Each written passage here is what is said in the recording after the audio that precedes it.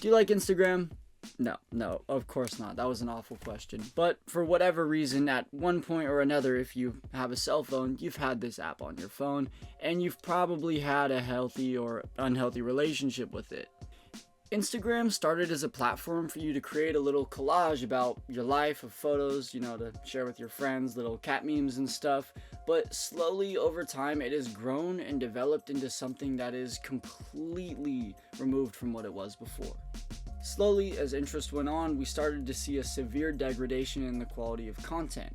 Promoted posts, clout farming, different slop, all of this started to permeate. Come 2025, we now have a dangerous algorithm, tons of AI slop, sexual and violent posts being promoted to kids and teens, and tech oligarchs trying to take your attention away. As I'm sure you're aware by now, this is the process that's been coined as enshittification, and it's been used to describe the downfall of various online products and services. But today, I'd like to make a proposition. What if I told you that not only is this not a new concept, but it's also not limited to just online products and services? I mean, one could probably argue that this process is spreading to all parts of our economy, but that's a little bit wider than the scope of this video is going to tackle today. I'd like to instead model this process with one specific industry, and that is clothing. Section 1. The beginning of the end. Over the last few years, we've seen a huge shift in the types of clothing that people are looking for and the way that people think about clothing. From the time of the Industrial Revolution to the turn of the millennium, clothing was something that manufacturers took great pride in making. Most argue that the 20th century marked a golden age in the types of clothing that the regular average person had access to. Selvage denim was super common, unions were formed to protect the interests of the workers and ensure high quality work, and buyers had the money and freedom to pay attention to quality and make decisions based on their wallet. Manufacturers knew this quality was going to stand out, and they were more afraid to put their name on a bad product. Also, up until the middle of the century, with the development of what we would consider to be modern AC and heating, clothes played a much more active role in keeping people heated and cool during the, intense conditions. The enshittification truly begins at what is seen as the pinnacle of quality for some collectors, myself included, and that's the 1990s. It's impossible to pinpoint the exact moment this happened, but a chain of events worked together to create the perfect storm for this process to fully take place. The first place I'd like to take a look at when analyzing this is actually the 1980s. Towards the mid to end of the 80s or so, many companies began restructuring their business models in order to make their companies more profitable. Many of these companies started moving their production outside of the United States. A lot of these countries do not have the same labor laws and protections as people in the United States have. This means companies could come in and extract cheap labor and cheap resources whenever they felt like they wanted to. Now, at first, quality wasn't something that was sacrificed. After all, they had to remain competitive with the American market. However, in 1994, with the introduction of NAFTA, the North American Free Trade Agreement, moving overseas to produce boomed as companies began to leave en masse. You see, in the 60s, about 95% of the clothing on American racks and shelves was made in the United States. Today, it's less than 3%. Less than 3%. It's estimated that around 750,000 manufacturing jobs around textiles left the United States between 1990 and 2011. Now, there's nothing inherently wrong with clothes that were made over borders or overseas. In fact, some of these are actually my nicest garments. It's just a representation of the shift in the mentality that some of these industry leaders were having at the time. It shows their willingness to sacrifice one side of their business model in order to increase profits. This was the first time since the formation of these unions and a lot of these protections formed inside the United States that we started to see these companies do the same thing they had done when they had first formed. As I'm sure you can imagine, most of these workers were not and still are not paid comparable wages to United States Americans and all that jazz. Anyway, this type of business model quickly evaporated any sort of competitive edge the American worker may have had. We simply just could not keep up with what these companies were trying to expect from humans. Section 2. Enshittification accelerates. The first time enshittification started to bleed into the consumer market on a major level was in 1995 with the invention of direct-to-garment printing. While the process was not super widely used at first, it quickly started to gain a lot of traction due to the cheap production. Yo, editing Zach here. So while I was watching my footage, I realized that I made a mistake that I forgot to elaborate on. Although direct-to-garment printing was invented in 1995, it wasn't really huge in the consumer market until 2004, maybe 2005. This was something that wasn't really available to a lot of regular people, so the DTG prints that you do see, they're going to be pretty early designs, and they're made on extremely big and extremely expensive machines. So just know that you're not going to see a lot of these prints until 2004. Although the technology was invented, I did think it was important to point out just that little side note. Yeah. Anyway, back to the other me. Today, direct-to-garment and direct-to-film transfers are more common than ever. And to be quite frank with you, these are some of the worst quality prints I have ever seen. You see, both of these processes are cheaper than traditional screen printing.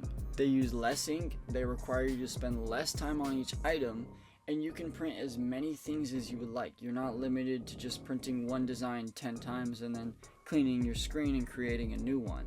You see, while the process of screen printing is something that can take hours or even days depending on how much work you have to do, you could tremendously cut down the amount of work that you have to do and increase the amount of work that you can accomplish with a direct-to-garment or direct-to-film process. The only thing that you'd have to sacrifice is quality. Section 3. I'll prove it. The best way to model this degradation in quality is to physically show you what I'm talking about. I'm going to compare and contrast these two pieces, and we're going to see what the major differences between them are. The first one is a 2025 Nine Inch Nails Peel It Back Tour Tee. Now, to be completely fair to the band, this is technically a parking lot bootleg. Their official merch was much nicer than this, but it's going to serve the purposes of this video perfectly because it's actually on a Jersey's blank, and this is a legacy brand that's been around for quite a long time, actually since the 90s, which is the era of the piece we're going to be talking about in comparison. The other piece that I'm going to be comparing it to is a 1992 or 93, somewhere in there. It's kind of hard to date it, maybe even 91. I haven't seen a very consistent dating, but that's a side tangent. Anyway, it's the Pearl Jam Music for Rhinos, the original print. Really good shape, and the blank that it's on is the Fruit of the Loom. Now, recently, Defunct.com decided to run a little bit of a poll on their Instagram page to see what their viewers' favorite tag was, and this is the one that came out on top. This is the Fruit of the Loom tag from the early 90s. You see it mainly from around 1989 to 93 is when they changed it, but these are some of the best tees you'll find out there. To be fair, I was honestly pretty pleasantly surprised when I saw that that was the tag they chose. I really expected to see Giant or Brockham, and while these are great, they're just not as consistent as those Fruit of the Loom tags are. Those are really also my personal favorite, so it was cool to see them take the cake. Now, immediately the first thing I notice when I hold these pieces in my hand is the weight ratio. This piece is much heavier than this one is, and it almost feels like it might be twice as heavy. It's kind of crazy considering this is a size large and this one is an XL. Now, when we hold these shirts up to a light, we can actually get a pretty good idea of why they feel so inconsistent in terms of weight. That's because this Pearl Jam shirt actually has a lot higher of a thread count than the other shirt does. Now, many people don't really understand what thread count is or why this is important, so here's a pretty basic explanation. The thread count is the amount of threads that were used to construct the weave of the t-shirt or garment that you're wearing. The higher the thread count, the more heavy and durable the item would be. They're more resistant to hair, particles, dirt, other forms of staining like that, and they typically tend to be a lot easier to clean. Shirts with higher thread counts also tend to be a little bit less likely to fade, especially if they were made with better dye. It's far more likely to hold its size, shape, and it's definitely going to look a lot better as time goes on and the shirt begins to age. One thing that really stands out to me when I'm analyzing this 9-inch nails tee is the almost non-existent hems that are on it. This bottom hem is only 5/8 of an inch long, and this collar is only 9/16 of an inch. That's just a little over a half an inch long. When I look at this fruit of the loom piece, I'm just amazed. It's fantastic. It's glorious. I might be overreacting a bit, but really, try to understand this with me. Each of these hems is a perfect inch all the way around, from the shoulder to the bottom to the collar. Even after 30 years, it's managed to hold its perfect shape this well because of how nicely this garment was made. Has it been worn as many times as some of my other pieces? No, but it's been through 30 years of ownership. I'd imagine it's been washed at least 100 times by now. When I sit and I compare these two pieces, it really helps me understand what we're being deprived of. It's just these simple, small things. While they may seem like me meticulously looking at details, you've got to understand that these are the aspects that make a shirt last a lot longer. There's a reason why this Pearl Jam shirt looks better after 30 years than this 9-inch nails tee does after about a month. So now that you've seen firsthand what things have come to, I suppose you're probably going to want me to give you some answers on what we should do about it. Section 4. What can we do? I won't pretend to have all of the answers on how we've got to fix this, but I've got a few decent places to start. The first thing I recommend is thrifting when you can. Most people might think I'm just referring to Goodwill or Salvation Army, but I'm actually referring to the grander scale of secondhand clothing as a whole. Chain thrifts, local thrifts, pop-ups, flea markets, local resellers, these are all great ways to find secondhand clothing in your area or at the touch of your fingertips. Not only does this save you money, and in many cases generate it, but this also keeps money moving between the locals in your area and out of the hands of those greedy Zoomies executives. Reselling is a very effective way to bring power back to the consumers and demand more from the companies we shop with. When companies see what people are willing to part with their hard-earned money for, they're more often than not going to capitulate and give us at least some of what we want. A great example of this is Nike's increase in the types of silhouettes and colorways that they were producing over the last few years. When Nike saw an increase in popularity of the Panda, they fed that by producing an unhuman amount of these shoes. It got to the point where every resale store or sneaker store you walked into had like 5 or 6 pairs stocked ready to go at any given time and 10 people trying to buy them. Because of this initiative by Nike to start manufacturing more sneakers, there are more Dunks, 4s, 1s, and 5s than I could even dream of finding. There are so many out there that I'm sure your school janitor right now is cleaning the hallways in a pair of Black Cat 4s. Society wanted more black and white sneakers with good silhouettes. Nike delivered. The next thing I can recommend is selective shopping, and this can be done in combination or separately from thrifting. Selective shopping is as simple as paying attention to what it is you are buying. Now, if you're looking for something that's ethically sourced and produced, good luck. Most labor and resources are pretty much completely exploited in this market structure we have, but that's just my own opinion, I guess. There are so many clothes in the world, it does not make sense to produce more new ones. The way that our current industry is designed, most of the labor and resources that you see are pretty much unnecessary.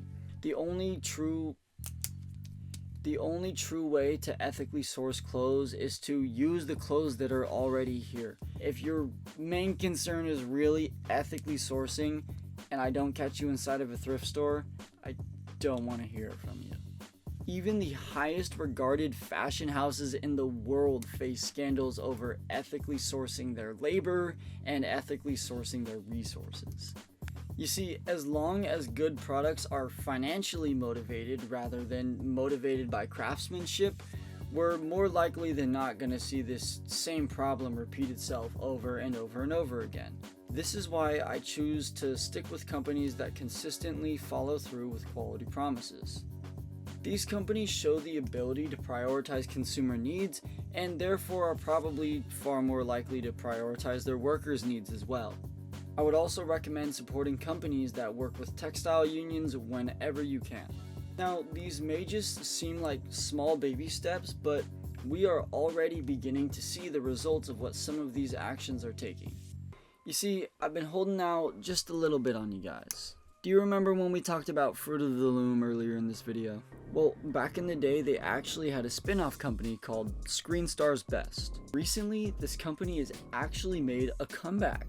They're selling modern renditions of some of their old pieces. While it's not my particular cup of tea, I definitely appreciate the initiative, and I would for sure recommend it to someone who wants a nice graphic tee and doesn't want to pay the vintage premium. Best of all, they're not reusing the exact same graphics that they printed before, so it doesn't feel like they're just rehashing or trying to destroy the vintage market. Now, the revival of this company is a direct response to consumer action. There are plenty of other brands that are making their own pieces on high quality blanks as well. Now, I don't really like when you're using a modern fake of a vintage tag or something like that, but if you're using your own tag and your own designs, who am I to tell you what to do? It's cool. Even if you're bootlegging, that's what's been done for years. That is, of course, as long as you're not trying to pass them off as like true vintage or something that they're not.